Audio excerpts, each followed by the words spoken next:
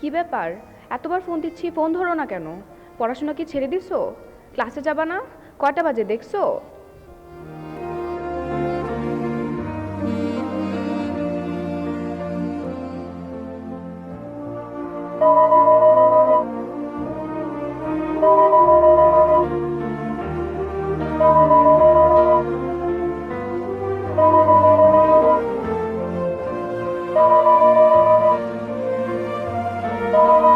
আরে ধুর।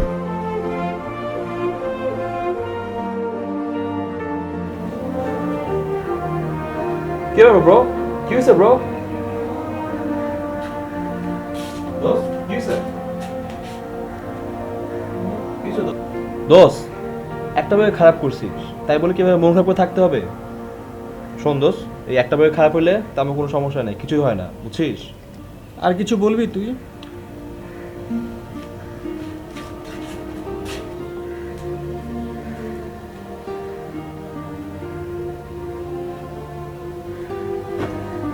দোষ দোষ দোষ ওর দোষ, জলদি চল, ক্লাসে যাবো একসাথে, চল। ক্লাসের টাইম হয়ে গেছে, একসাথে যাবো, চল উঠে পড়। ওর দোষ।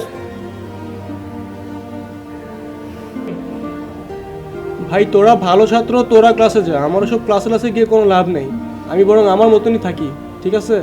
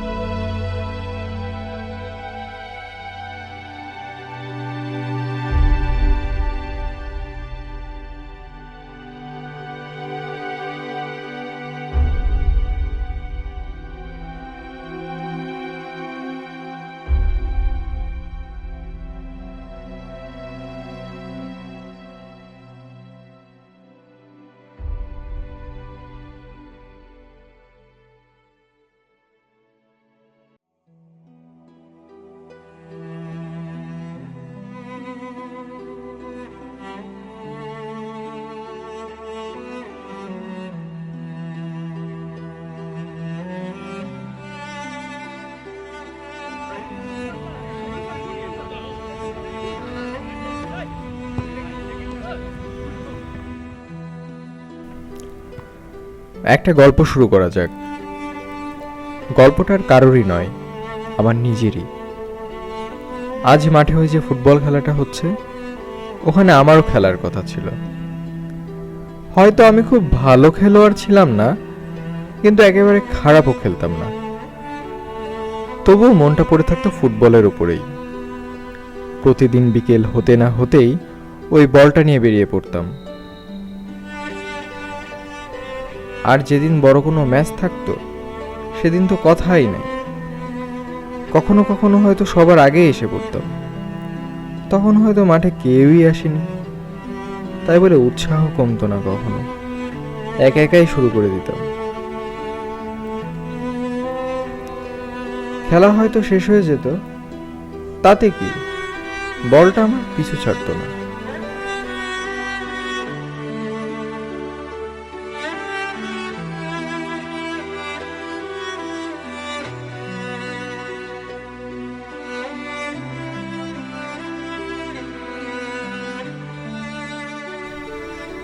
বলটা ছাড়াও আমার আরেকটা 2 চাকার বন্ধু ছিল।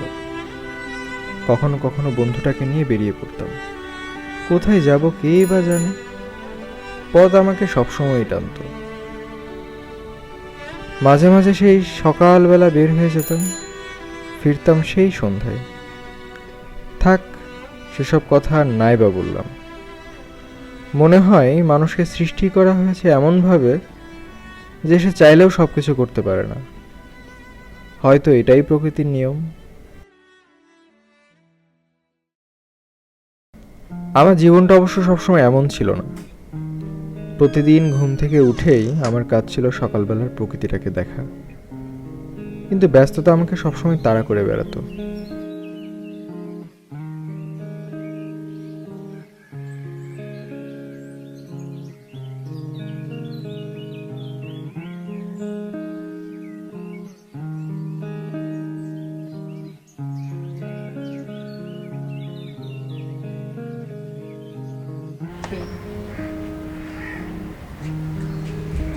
ভাই দোস্ত, দোস্ত কে? আরে ওঠ, আরে ওঠ। আরে কে রে?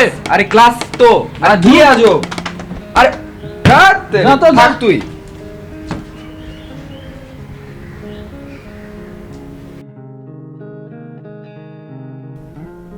হাই রে, যা ভাবছিলাম।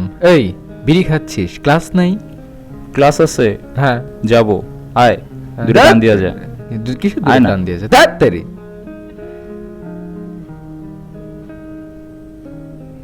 আসবি না? এতে যা তো।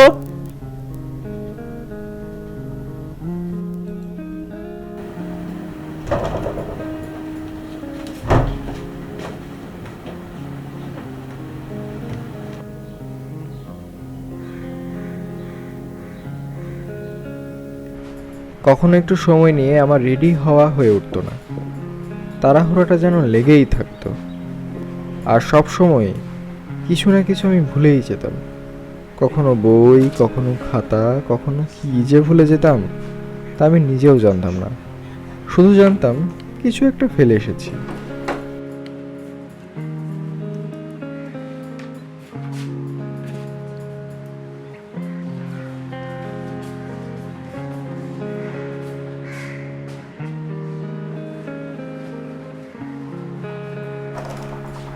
দিন শেষে যখন ফিরতাম, তখন রাজ্যের ক্লান্তি আমার উপর ভর করত।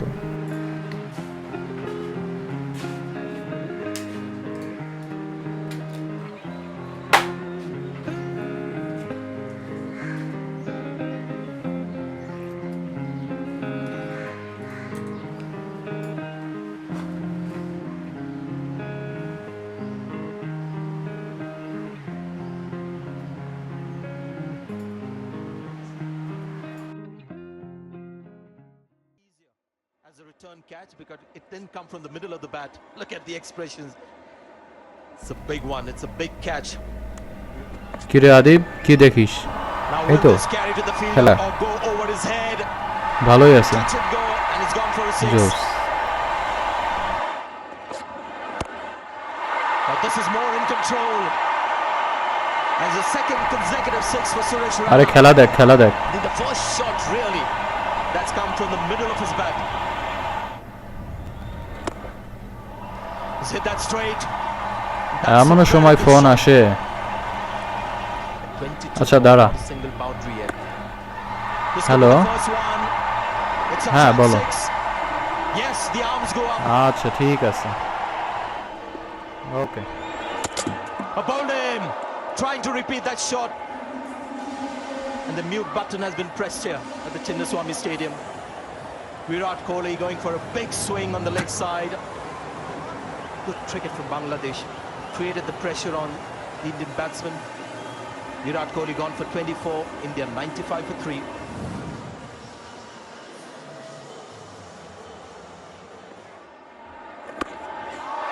Well, that's the reason he's out there. That's a massive six.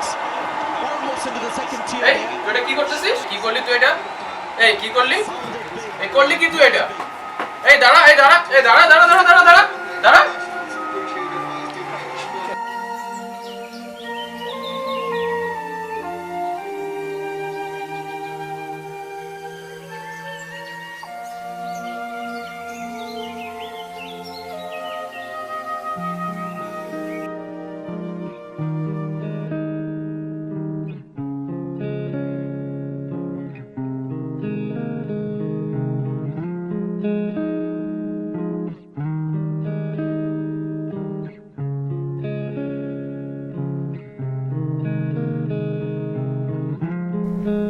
মাঝে মাঝে গিটারটাকে নিয়ে ছাদে চলে যেতাম।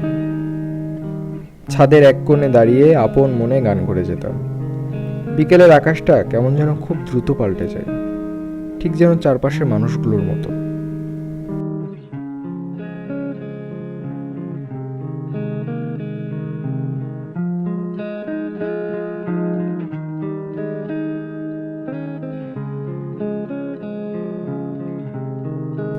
স্বার্থপর এই পৃথিবীটার স্বার্থপর এই মানুষগুলো তারপরও কখনো নিজে নিজেই হাসে, কখনো বা হাসায়।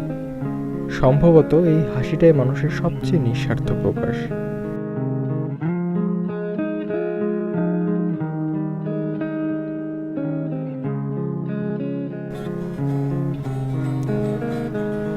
কিন্তু কিছু মানুষ সবসময় আমাকে ভুল প্রমাণ করত। কত শত কিছুর পরও এই মানুষগুলো কখনো বদলাতো না। একবার গানের আসরে বসতে পারলেই হলো, সময়টা যে কিভাবে কেটে যেত টেরই পেতাম না।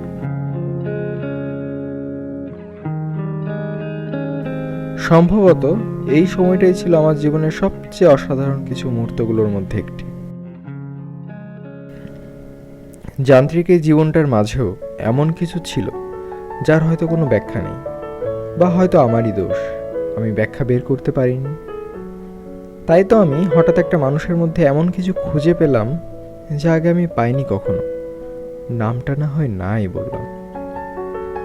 ও আর 8-10টা মেয়ের মতোই ছিল, কিন্তু তারপরও কি যেন ছিল ওর মধ্যে।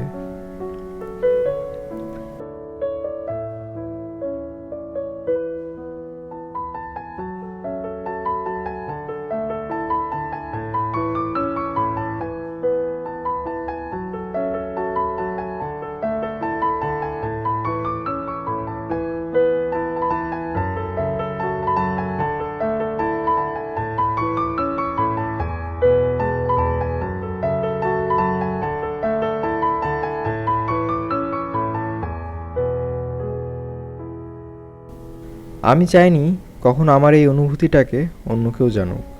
আপনি কিছু বলবেন? তারপর একদিন আচ্ছা, আপনাকে কোথায় যেন দেখেছি। আপনি কি প্রায় ছাদে আসেন? হ্যাঁ, আমার আকাশ দেখতে অনেক ভালো লাগে।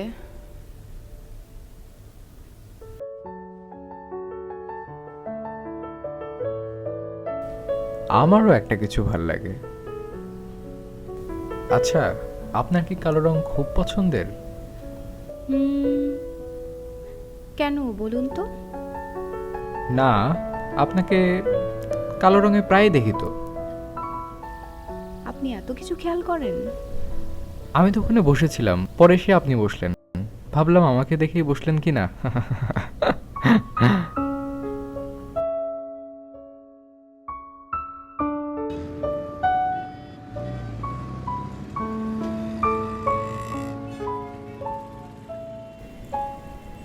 জীবনটা আমার এভাবেই কেটে যাচ্ছিল।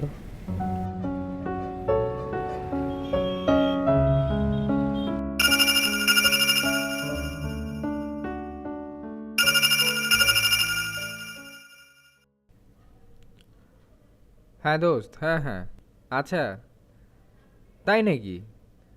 আমি জানতামই না। সত্যি সিরিয়াসলি ম্যান, ভেরি গুড। হ্যাঁ হ্যাঁ, আমি চলে আসবো চলে আসবো। আচ্ছা আচ্ছা, তোরা ওখানেই তো আছিস? আচ্ছা, সবাই আছিস তোরা? ভেরি গুড, আমি চলে আসতেছি আসতেছি। হ্যাঁ আমি চলে আসবো তো, আমি হেঁটে হেঁটে আসবো তো, আমি উড়ে তো আর আসবো না, একটু টাইম লাগবে। হ্যাঁ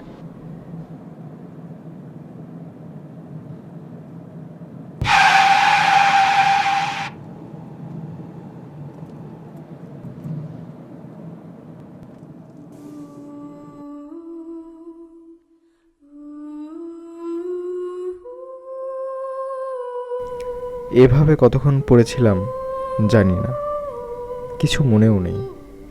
কেন জানি শুধু বারবার মায়ের কথা মনে হচ্ছিল। যখন জ্ঞান ফিরল তখন বুঝতে পারলাম আমি অনেকটাই বদলে গেছি, আর সেই সাথে বদলে গেছে আমার চারপাশটা।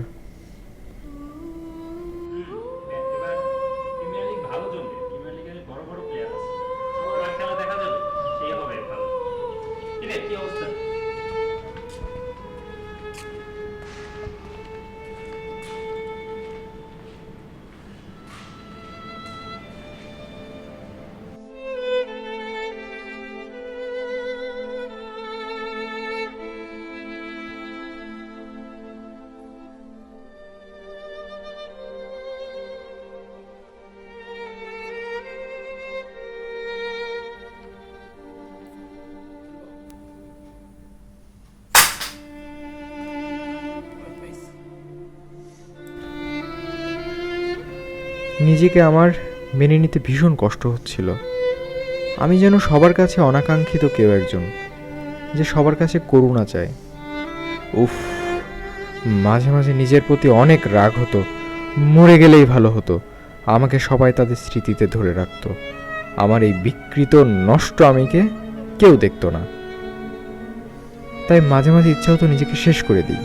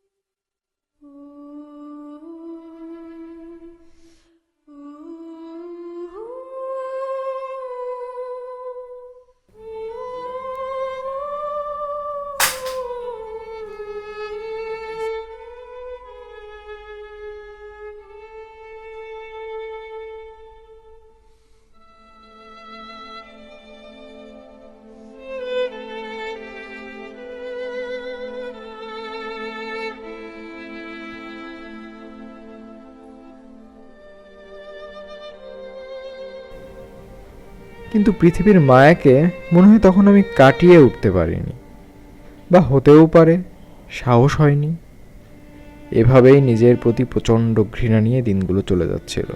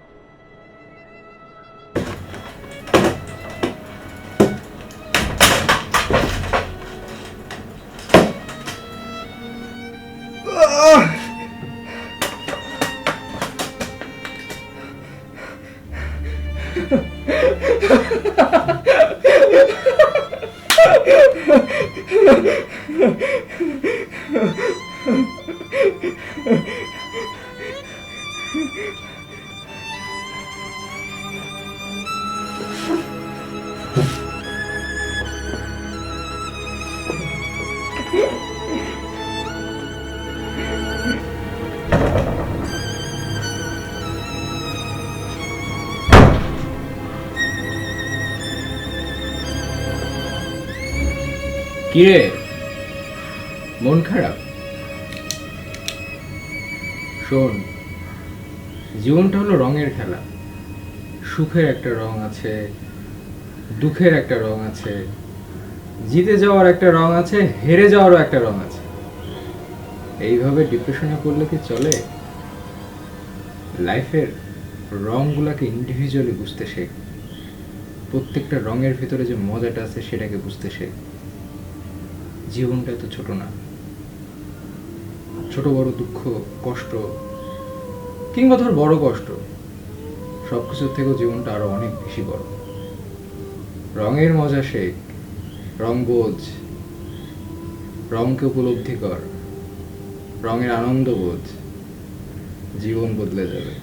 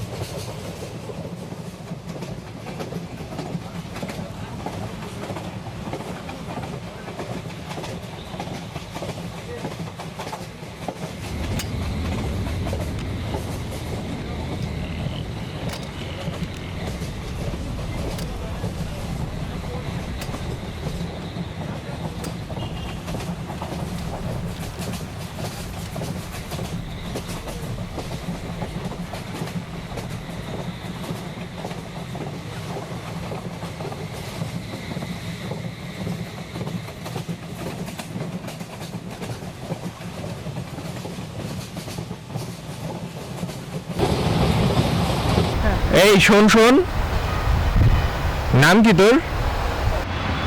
আমার নাম শুভ। কি করিস তুই? কাম করি। কি কাম করিস তুই? এই শোন, এই দাঁড়া।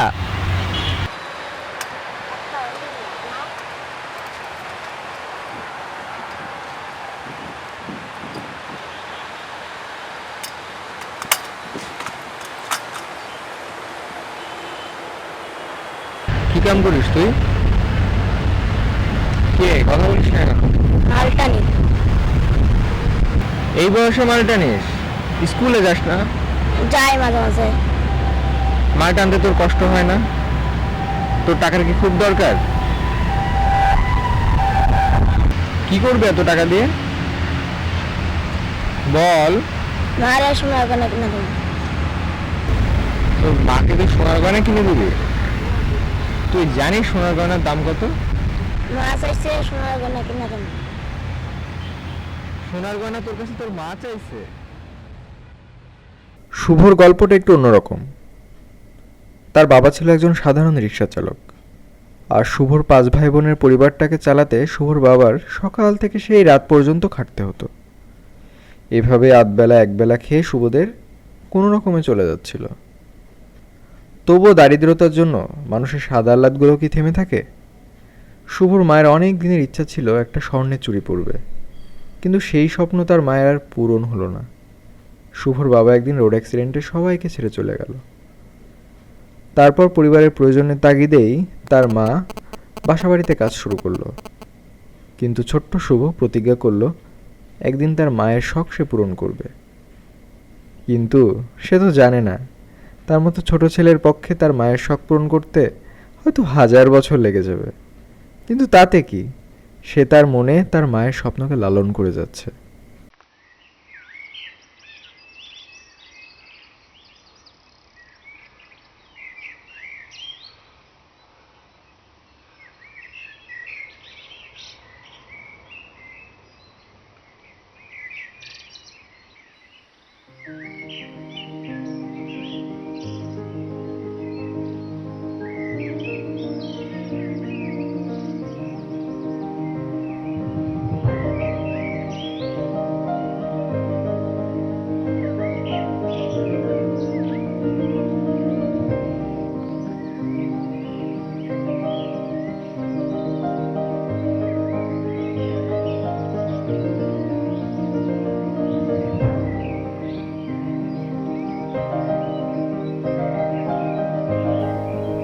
ছোট্ট এই ঘটনাটা আমার ভিতরে মৃত মানুষটাকে যেন জীবন ফিরিয়ে দিল। মানুষ আসলে কিসের জন্য বেঁচে থাকে, জীবনের মূল্যটা আসলে কোথায়, সেটা হয়তো লুকিয়ে আছে কাউকে ভালোবাসার মাধ্যমে বা ভালোবাসার প্রতিদান দেওয়ার মাধ্যমে। আর হ্যাঁ, সৃষ্টিকর্তার দেয়া শ্রেষ্ঠ উপহার নিজের জীবনটাকে ভালোবাসার মাধ্যমে। যুগ যুগ ধরে মানুষ তার শত সমস্যার সাথে লড়াই করেই বেঁচে ছিল, আছে, থাকবে। তারপরও মানুষ ভালোবেসেছে নিজেকে, ভালোবেসেছে তার চারপাশের মানুষগুলোকেও, আর এই পৃথিবীটাকেও। মরে গেলে কি কখনো মা বাবা আর কাছের মানুষগুলোর ভালোবাসার প্রতিদান দিতে পারতাম? আর পারতাম না সুন্দর এই পৃথিবীটার ছোট্ট একটা অংশ হতে।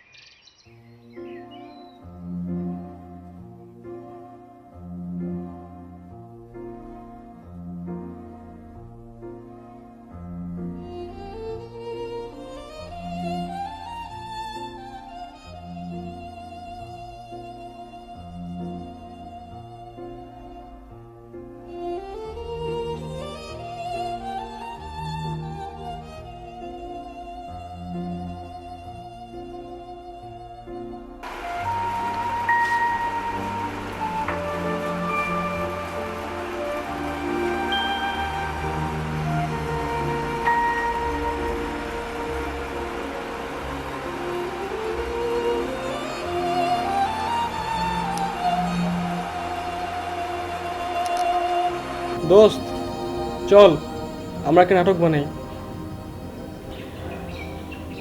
নাটক বানাবি? হ্যাঁ, কিসের নাটক?